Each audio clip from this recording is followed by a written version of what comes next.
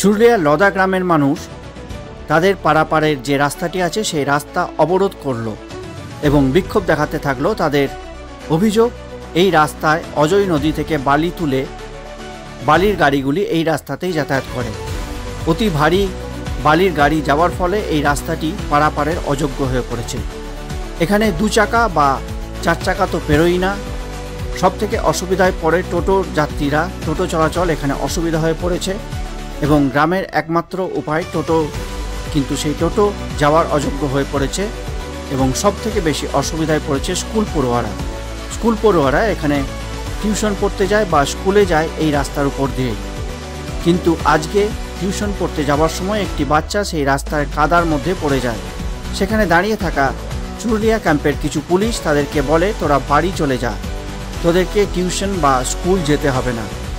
এতে তারা খুবই মুমূর্ষু হয়ে পড়ে এবং অভিযোগ করতে থাকে যে এই রাস্তাটি ঠিক করে দেওয়ার জন্য। এরপর গ্রামের মানুষ এসে রাস্তাটি আটকে বিক্ষোভ দেখাতে শুরু করে এই রাস্তা ঠিক করে দেওয়ার জন্য।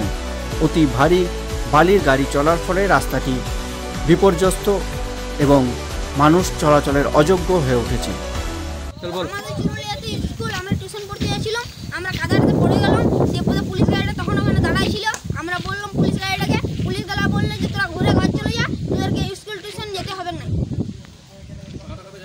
তো বলে এখন আমরা যাবো। আর গাড়িগুলো প্রত্যেকটা সাদা সাদা গাড়ি, আমরা কোনটা ছিল আমরা চিনতে পারলাম না। পুলিশে বলেছে? কি বলেছে? যে তোরা ঘুরে ঘর চলে যা, স্কুল যাওয়ার দরকার নাই। স্কুল টিউশন কোথাও যাওয়ার দরকার নাই। কে বলছে? পুলিশ গেলা। কোথাকার পুলিশ?